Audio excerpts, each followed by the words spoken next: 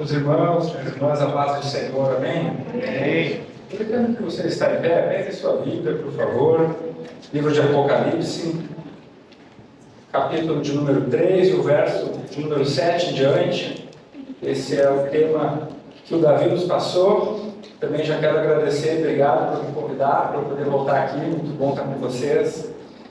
Eu tenho certeza de que o Senhor ele tem uma bênção para a sua vida, independente de mim, que vou pregar aqui, independente de quem for.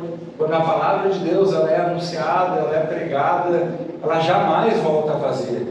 Todas as vezes que você ouve a palavra de Deus, você deixa essa palavra agir no seu coração, com certeza algo é transformado, algo é melhorado, você se torna uma pessoa melhor e mais próxima de Deus. Também louvar a Deus pela vida do pastor Vanderlei, isso, Deus abençoe a sua vida, possa te dar graça para conduzir esse povo até os céus, amém? Irmãos, Apocalipse capítulo 3, o versículo 7 em diante, quem encontrou diga amém. Amém.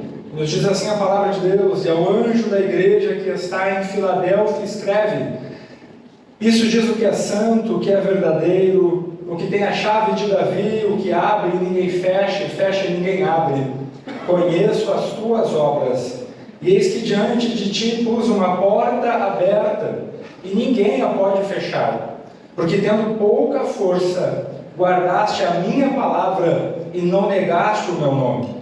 Eis que eu farei aos da sinagoga de Satanás, aos que se dizem judeus e não são, mas mentem. Eis que eu farei que venham e adorem prostrados aos teus pés, e saibam que eu te amo. Como guardaste a palavra da minha paciência, também eu te guardarei da hora da tentação, que há de vir sobre todo o mundo, para tentar os que habitam na terra. Eis que venho sem demora, guarda o que tens, para que ninguém tome a tua coroa. Versículo 12 e último: a quem vencer, eu farei coluna no templo do meu Deus, e dele nunca sairá, e escreverei sobre ele o nome do meu Deus, e o nome da cidade do meu Deus, a nova Jerusalém, que desce do céu do meu Deus, e também o meu novo nome. Pode tomar o teu assento, glória a Deus, adorando bem, dizendo o nome do Senhor Jesus. Eu sei que você tem toda a liberdade de adorar a Deus, e é bom que você adore ao Senhor, porque assim que você vai adorando e mandando adoração aos céus, os céus eles vão se abrindo sobre a sua vida. Amém? Irmãos, pregar em Apocalipse não é uma tarefa fácil, é uma tarefa muito difícil. Muitos pregadores fogem do livro de Apocalipse, muitos cristãos não leem, não sabem nem que existe às vezes. Mas é um livro, apesar de ser muito profundo, apesar de ter muitos sinais, imagens, há um dragão, há uma besta, há 7 selos, há 7 taças, há 7 igrejas, e às vezes tem muitas simbologias nesse livro, sim, é claro. Mas basicamente ele é um livro que, além de anunciar as coisas futuras, além de anunciar o dia do Senhor, além de anunciar uma nova cidade onde tudo e todos serão santos e perfeitos, ele é um livro, como todos os outros evangelhos do Novo Testamento por si, que anuncia que todo aquele que perseverar, que todo aquele que guardar as palavras do Senhor Jesus, o Evangelho, que todo aquele que obedecer a Deus receberá uma recompensa. Basicamente essa é a mensagem central do livro de Apocalipse. Ele é um livro que nos diz que aquele que obedece, ele é recompensado. Aquele que obedece, ele é chamado de vencedor. E aquele que não obedece, o infiel, que se afasta de Deus, é aquele chamado de condenado à ira de Deus. O livro de Apocalipse ele é um livro que a maioria dos eruditos e teólogos afirmam e concordam que é um livro escrito pelo apóstolo João, aquele a quem o Senhor Jesus muito amava, o mesmo escritor do Evangelho de João. É interessante que quando nós olhamos para o Evangelho de João, nós não vemos uma escatologia apocalíptica, nós não vemos também João narrar os discursos ou as palavras de Jesus a respeito da sua volta, como Mateus, Marcos e Lucas faz. O livro de João não é um livro que traz sobre a escatologia, sobre o Apocalipse, sobre o futuro ou o fim dos tempos, mas também é um livro que demonstra como eu e você devemos viver nessa terra para herdar a vida eterna. Mas 30 anos depois, João agora escreve o livro de Apocalipse, e esse livro ele começa com as cartas, e as cartas sobre as 7 igrejas da Ásia, de uma região que era também governada pelo Império Romano daquela época. Então nós vemos, são 7 cartas, todas as cartas têm algumas peculiaridades, mas na sua grande maioria são muito similares. As cartas demonstram quem é o autor e dão características do autor, que é Cristo, que inspira João. Então a Bíblia diz isso, diz aquele que é o santo, aquele que é o perfeito, aquele que é a fiel testemunha, aquele que tem a chave de Davi, e dá todas as qualidades e características de Jesus. E só em ler a introdução das cartas você já consegue perceber a grandeza desse Senhor Jesus que um dia você deixou entrar na sua vida. Aleluia! As cartas seguem dizendo: eu conheço as suas obras, em todas elas. Na sua grande maioria, o Senhor elogia sobre as boas atitudes, demonstrando como um líder deve fazer. Primeiro se elogia o que é bom, se exalta o que é bom, mas puxa a orelha naquilo que a gente pode melhorar. Em algumas das cartas, não há elogios, mas apenas críticas, apenas palavras do Senhor dizendo: tenho, porém, contra ti. Mas quando nós olhamos para a carta de Filadélfia, ela sai um pouquinho da lógica das cartas, porque não há crítica. É uma igreja em que o Senhor Jesus conhece as obras. E se Ele conhece as obras, Ele conhece o caráter, Ele conhece o comportamento, Ele conhece aquilo que está dentro do coração dos membros da igreja de Filadélfia. Por que, Cristian? Porque as nossas obras são um reflexo daquilo que está dentro do nosso coração. As nossas obras, as nossas ações são um reflexo daquilo que nós carregamos. Se você carrega algo bom dentro de você, não há como você fazer coisas ruins. Na mesma medida, se você carrega algo mal dentro do seu coração, não há como você tenha boas obras. E isso é muito interessante, porque quando nós vemos lá em Lucas, e eu trouxe aqui anotado para não esquecer, está escrito: eu conheço os teus frutos. E é interessante que o fruto ele demonstra o caráter e a vida das pessoas com Deus, porque diz assim, em Lucas 6,44, toda árvore é reconhecida por seus frutos. Ninguém colhe figos de espinheiros e nem uvas de ervas daninhas. Ou seja, não há como você demonstrar um fruto que não condiza com o seu caráter, com a forma como você foi ensinado, com a forma como você cresceu, com as pessoas que você se relacionou, com os ambientes que você frequentou. Tudo isso diz respeito a quem você é e quais frutos você produz. Quem está entendendo, diga amém. Amém. Glória a Deus. Então, ele começa todas as cartas dizendo: eu conheço as suas obras. Mas antes de entrar nesse texto, eu gostaria de trazer aqui algumas características da igreja de Filadélfia.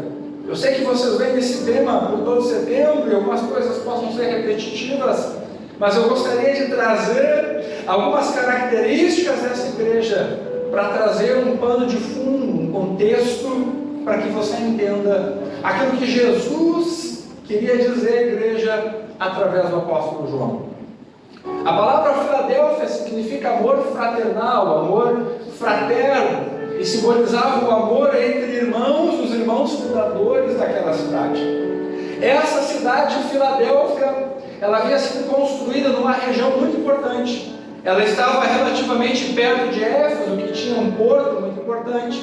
Ela tinha algumas regiões, estradas, entroncamentos importantes para o comércio daquela região.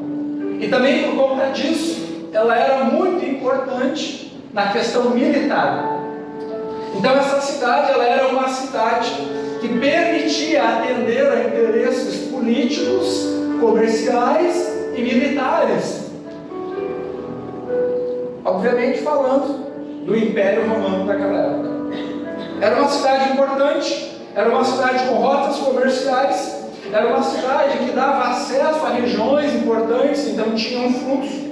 Isso era que dava, de certa forma, riqueza ao comércio local. Essa cidade, Filadélfia, ela tinha um solo extremamente fértil e apropriado a vinhedos. E quando nós lemos a história de Filadélfia, nós percebemos que eles tinham o seu comércio também movimentado e embasado na produção de vinhos, na venda e no comércio de uvas, porque era uma região que tinha muitos vinhedos. Até aí são as qualidades daquela região, são os pontos positivos da região de Filadélfia, mas eu também trouxe aqui, e onde eu pude estudar, que a igreja de Filadélfia, situada nessa cidade, nessa região, era uma região que sofria de tremores, sofria terremotos, e a história nos diz que no ano de 17 depois de Cristo, a região à volta de Filadélfia, a própria Filadélfia, foi devastada por terremotos e tremores. Então aquelas pessoas, apesar de haver comércio, apesar de terem bens, provavelmente terem as suas casas, terem uma cidade com muralhas, muros, sofreram terremotos, tremores, viram casas ruírem, viram muralhas ruírem, viram muros, pilares caírem ao chão. Era uma cidade que sofreu por conta de catástrofes naturais. E durante o período que essa carta foi escrita, sofreram isso, e muitos dos cidadãos dessa cidade precisaram se retirar e se afastar longe das muralhas daquela cidade, para fugir do terremoto, do tremor e de todas as dificuldades. Essa é a igreja de Filadélfia. E quando nós olhamos para essa igreja, irmãos, você vai dizer: nossa, então é uma igreja que sofreu, é uma igreja que pode ter perdido os seus bens, é uma igreja que sofreu com as catástrofes naturais daquela região, é uma igreja que estava sob o domínio de um império, o Império Romano. E eu posso trazer aqui um agravante para essas pessoas. Além de sofrerem com todas as dificuldades que todas as pessoas daquela região sofriam, havia um agravante. Haviam judeus que Jesus diz como sinagoga de Satanás, que eram falsos judeus. E por que falsos? Porque não temiam a Deus de verdade, porque não amavam a Deus com sinceridade, e eram pessoas que perseguiam a igreja de Jesus em Filadélfia. Não bastasse sofrer com tudo que os demais cidadãos sofriam, a igreja de Filadélfia era uma igreja também perseguida pelos judeus, ao ponto de ser lembrada como a sinagoga de Satanás, a sinagoga dos judeus daquela cidade. A Bíblia não dá muitos detalhes porque eram chamados dessa forma, mas há algumas especulações dos estudiosos que dizem: olha, talvez eles eram aqueles que acusavam a igreja cristã diante do tribunal de Roma, porque Roma era um império desenvolvido, havia juízes, havia tribunal, havia leis no Império Romano. Então talvez aqueles judeus iam até o tribunal e mentiam sobre a igreja, caluniavam a igreja. Talvez os judeus daquela época iam ao tribunal e diziam: olha, a igreja não adora a César como Deus, porque isso era uma necessidade, um mandamento. E aqui o Senhor Jesus talvez olha para eles e diz: vocês são falsos, porque vocês sabem que é somente a Deus deve ser adorado. Vocês dizem dentro do coração que só adoram a Deus, mas quando a minha igreja verdadeira decide adorar somente a Deus, vocês os entregam aos tribunais, vocês os entregam para serem julgados. E aí há muitas especulações, mas a verdade é que os judeus perseguiam a igreja de Filadélfia. A igreja de Filadélfia foi uma igreja sofredora, sofreu a dificuldade da vida, a perseguição religiosa, mas mesmo assim não negou a Cristo. Foi uma igreja perseguida, foi uma igreja que teve as suas dificuldades, foi uma igreja que perdeu os seus bens, muito provavelmente, mas foi uma igreja que não negou a Cristo. Aleluia! E é por isso que a palavra começa, e ao anjo da igreja que está em Filadélfia escreve: isso diz o que é santo, o que é verdadeiro, o que tem a chave de Davi, o que abre e ninguém fecha, fecha e ninguém abre, e diz: conheço as tuas obras. Aquela igreja, como todas as demais, era uma igreja conhecida do Senhor Jesus. E por que eu friso isso para você, meu irmão e minha irmã?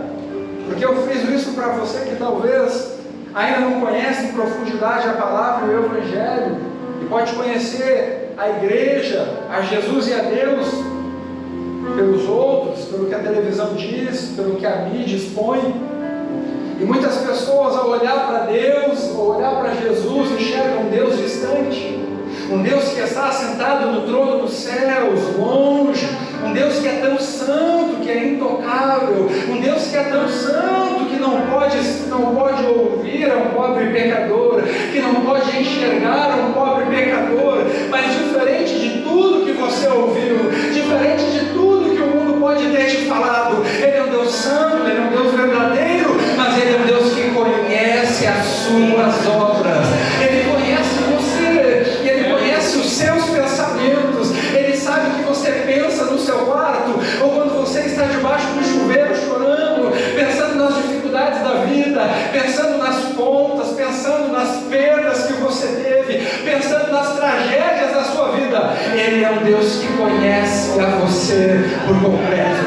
Ele conhece as suas obras, Ele conhece os seus pensamentos, Ele conhece aquilo que está dentro do seu coração.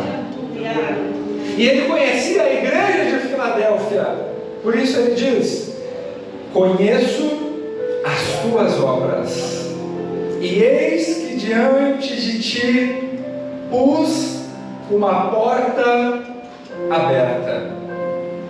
É interessante que Ele diz: eu tenho as chaves de Davi, e logo à frente Ele fala: eu pus uma porta aberta. Quando nós lemos sobre a chave de Davi, há alguns significados. Primeiro, o livro de Apocalipse é um livro que referencia Jesus com Davi várias vezes. Você vai ver, ele é o filho de Davi, ele é descendente da raiz de Davi, ele tem a chave de Davi, ele é aquele que se assentará no trono de Davi para todo sempre. E o livro de Apocalipse, irmãos, é um livro que reforça o parentesco de Jesus Cristo com Davi. Por quê? Porque há diversas profecias, começando lá no Antigo Testamento, onde dizia, por exemplo, em 2 Samuel, que é o início e a primeira profecia, diz assim: quando teus dias forem completos, o profeta falando a Davi, e vieres a dormir com os teus pais, então farei levantar depois de ti um dentre a tua descendência, o qual sairá das tuas entranhas, e estabelecerei o seu reino. No outro versículo está escrito: e este edificará uma casa ao meu nome, e confirmarei no trono do seu reino para sempre.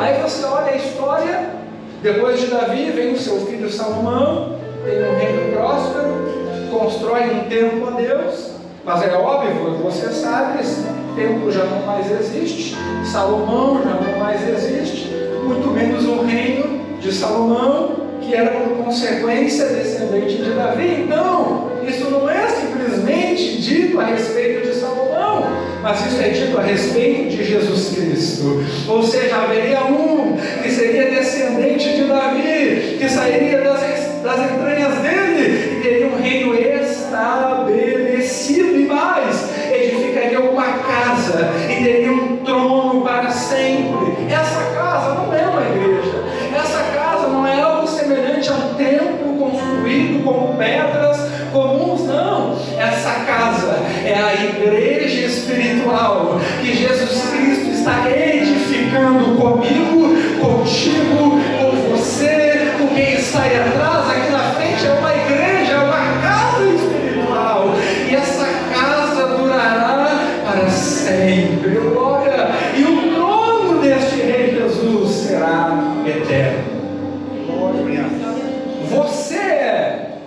parte dessa casa que Jesus está edificando. Mas nós falamos da chave de Davi. O que é essa chave? Essa chave de Davi, ela também é descrita lá em Isaías capítulo 22.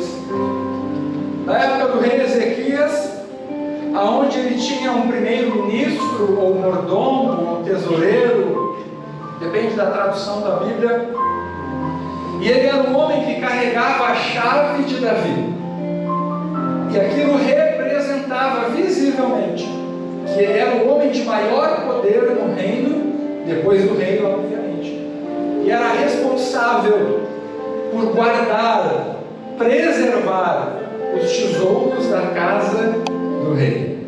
Eu quero que você preste muita atenção. Só que num determinado momento, este homem, deste período chamado Sebna, ele é removido por Deus, por conta da sua infidelidade, por conta do seu pecado.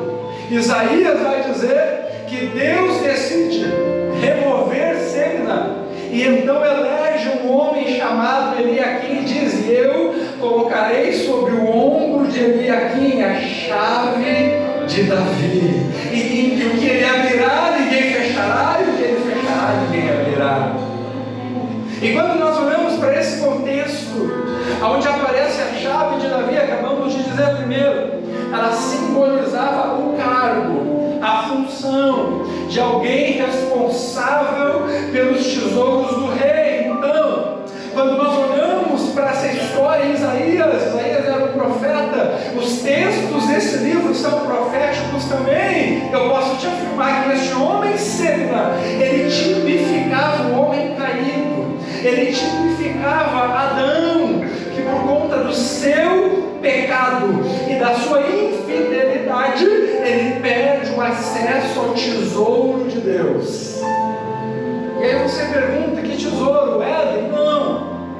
As riquezas, a sabedoria, a ciência, como o irmão falou antes? Não.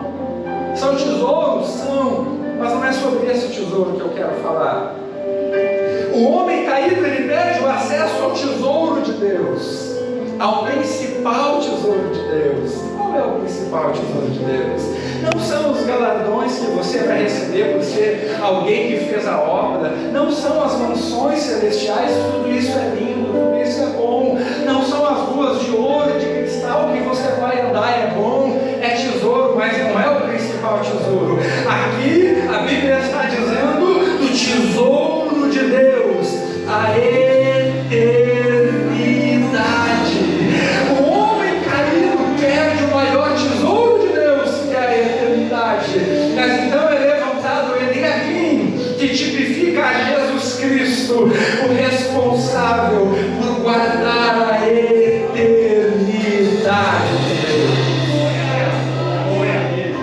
E é por isso que ele diz: eu tenho a chave de Davi, eu sou quem dá acesso à eternidade. E quando eu abro a porta da eternidade, ninguém pode fechar, ninguém pode interromper esse acesso, ninguém pode colocar barreiras. As dificuldades não podem colocar barreiras, a perseguição não pode colocar barreiras.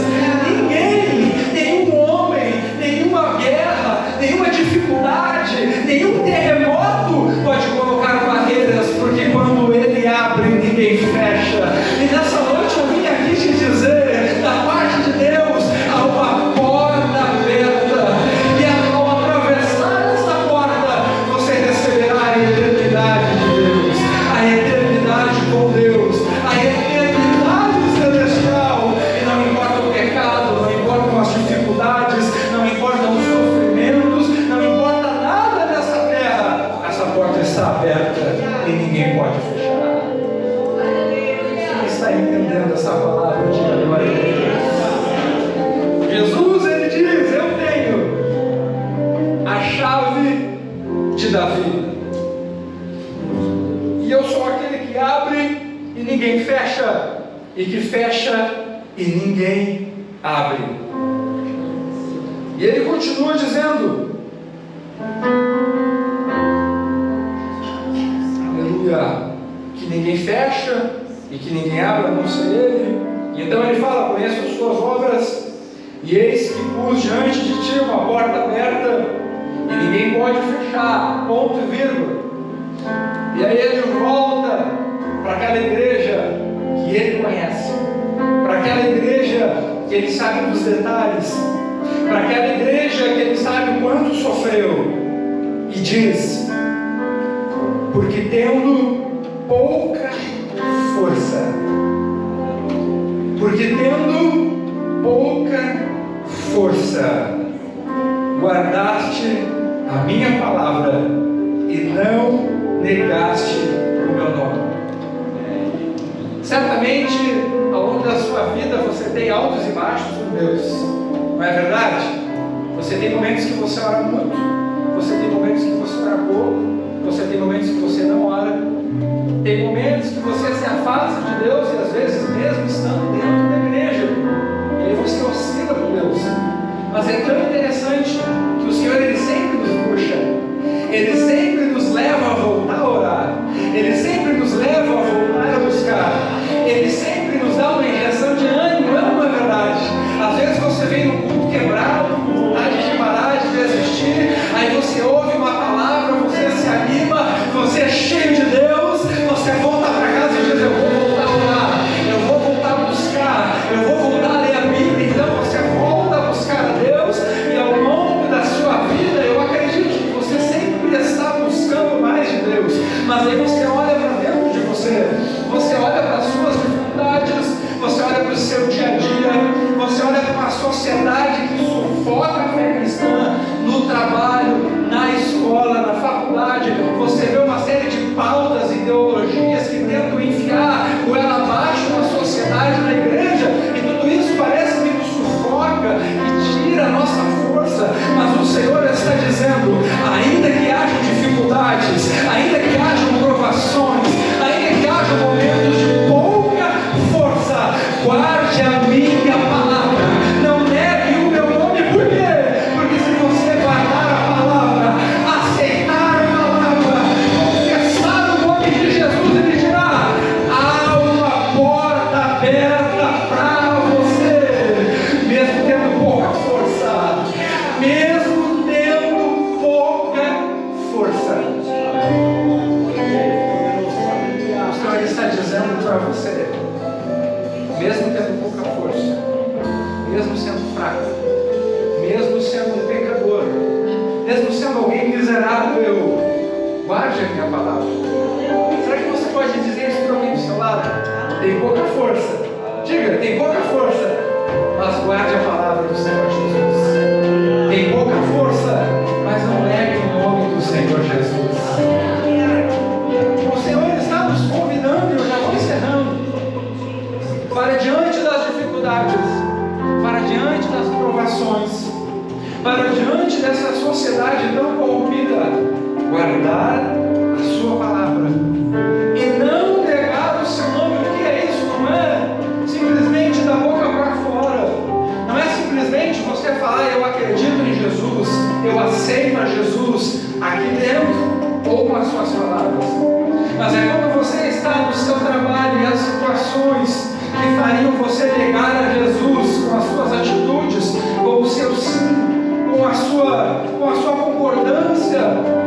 É no momento que você está dependendo na roda de amigos e acontecem coisas que fariam você negar a Jesus com as suas obras. Ele está dizendo: mesmo com pouca força, não negue o meu nome. Mesmo com pouca força, não negue o meu nome.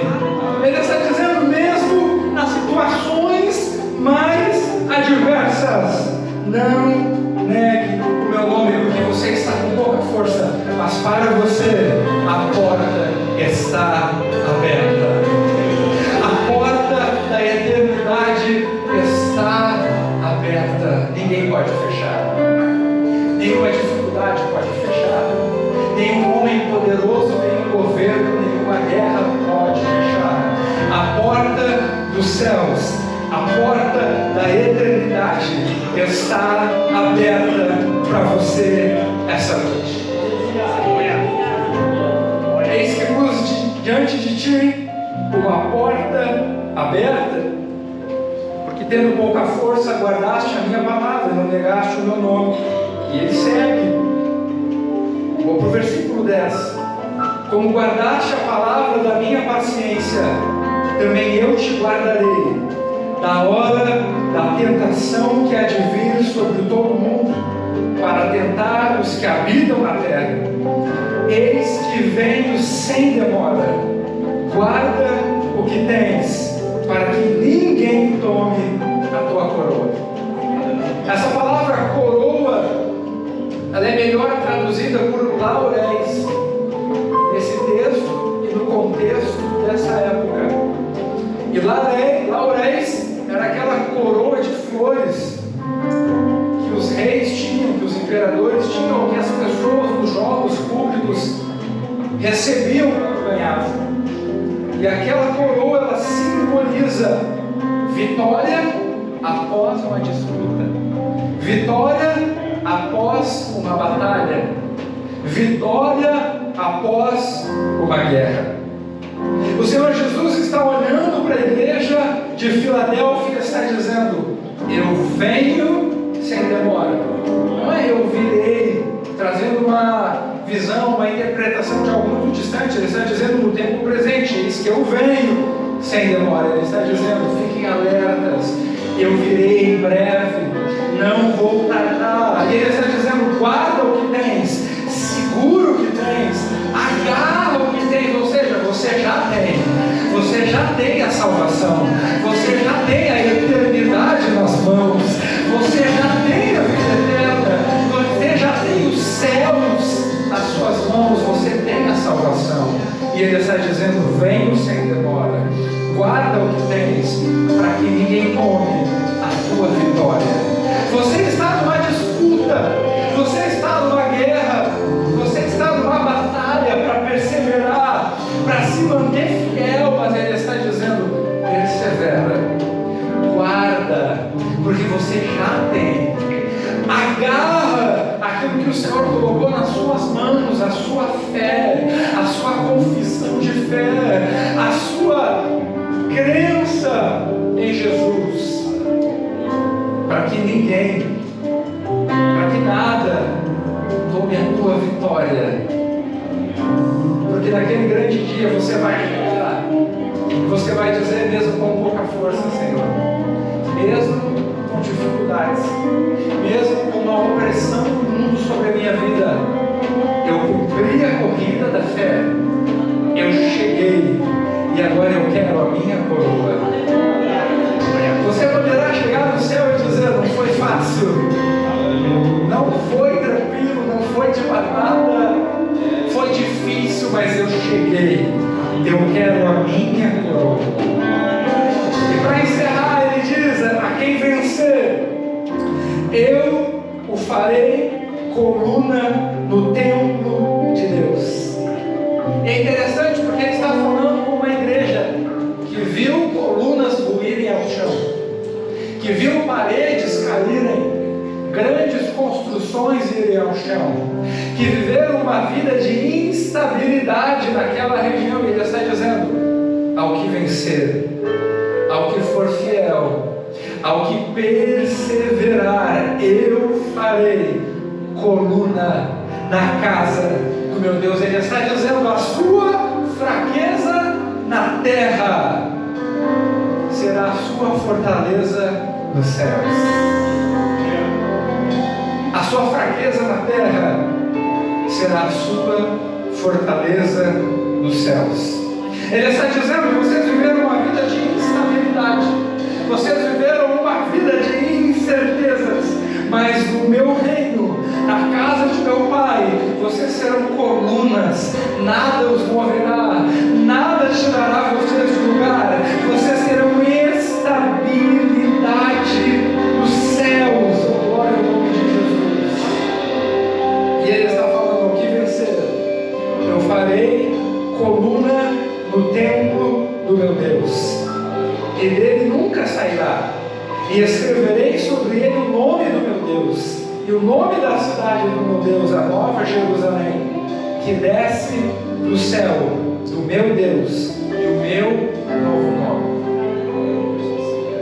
você não teve estabilidade na terra, não teve uma casa, uma mansão, uma boa casa. Talvez a sua vida não será fácil aqui.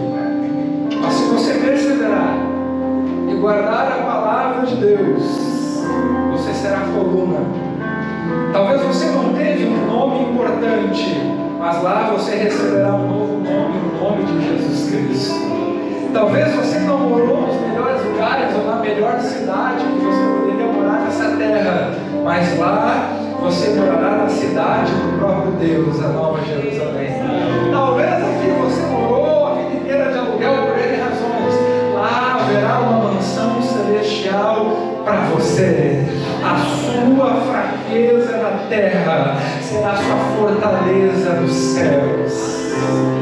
Se você acredita nessa palavra, levante a sua mão por um minuto e comece a adorar a Deus e a refletir sobre essa palavra. E quem sabe você pode dizer com a sua mão levantada dentro do seu coração, não precisa ser em voz alta: eu acredito na tua palavra, Senhor. Eu acredito que em meio às dificuldades eu vou vencer, em meio às provações eu vou vencer, em meio às dores da vida eu vou vencer, em meio aos terremotos da minha vida eu vou permanecer guardando a tua palavra. E nunca negarei o teu nome com a minha boca, com as minhas atitudes, e eu ganharei a minha coroa. Você pode dizer isso ao Senhor: eu ganharei a minha coroa, eu serei coluna na casa do meu Deus, eu serei alguém firme na eternidade com Jesus Cristo. Quem pode adorar? Quem pode adorar? Quero que você se coloque de pé, e eu já vou encerrar. Porque quando Davi, ele disse o tema que me chama Efatá, baseado ou com a sua base, estrutura em Apocalipse, mas é Efatá. E a palavra Efatá é abra-se. E ela está lá em Marcos, quando Jesus encontra um homem que era surdo, tinha dificuldade para falar, e a Bíblia diz que ele coloca os seus dedos nas orelhas, nos ouvidos daquele homem, vai cuspir, vai colocar o dedo na língua daquele homem, ele vai suspirar, ele vai olhar aos céus e ele vai dizer: Efatá, abre-se. E aquele homem começa a ouvir perfeitamente, a sua língua se solta e ele começa a falar perfeitamente, e com toda certeza ele começa a agradecer a Jesus e a glorificar a Deus. O que isso tem a ver com a nossa mensagem? A verdade é que você ouviu uma palavra, simples ou não, você ouviu uma palavra. Você ouviu uma palavra sobre, basicamente, em meio às dificuldades, persevere, guarde a palavra de Deus, guarde o Evangelho, faça a sua leitura diária, o seu devocional, a sua oração ao longo da sua vida e guarde o Evangelho. Diante das dificuldades da vida, não negue o nome de Jesus. Só que algumas pessoas, elas vêm para a igreja várias vezes e elas não escutam a palavra de Deus. Ou elas escutam e não ouvem ao ponto de guardar, porque elas estão com dificuldade nos ouvidos espirituais. E alguns até ouvem a palavra de Deus, mas não falam, não pregam, não testemunham a respeito. São aqueles crentes 007, ninguém sabe o que é um mistério. Até ouvem, mas nada falam, nada testemunham, nada contam. Mas nessa noite, o Senhor Jesus Cristo se aproxima de você e diz: Efatá, abram-se os seus ouvidos espirituais para que você escute a palavra, para que você ouça a palavra, para que você guarde a palavra e solte-se a língua da sua boca, para que quando você chegar na sua casa, no seu trabalho, na sua escola, você possa dizer: eu acredito em Jesus, a minha vida foi transformada por Jesus, a minha vida foi mudada por Jesus, Ele é real, Ele voltou aos céus, mas Ele voltará para buscar uma igreja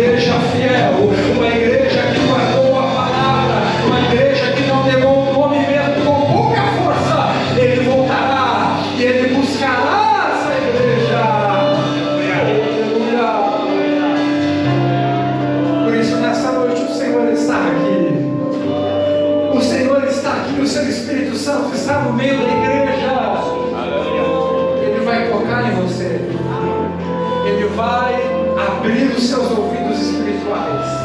Ele vai soltar a sua língua e você vai ouvir a palavra de Deus nessa noite. Você vai guardar a palavra de Deus nessa noite.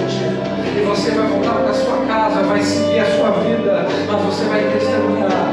Você vai ter obras para que o Senhor Jesus possa te dizer naquele dia: eu conheço as suas obras. Eu conheço as suas obras. Eu conheço as suas obras. Aleluia. Eu quero encerrar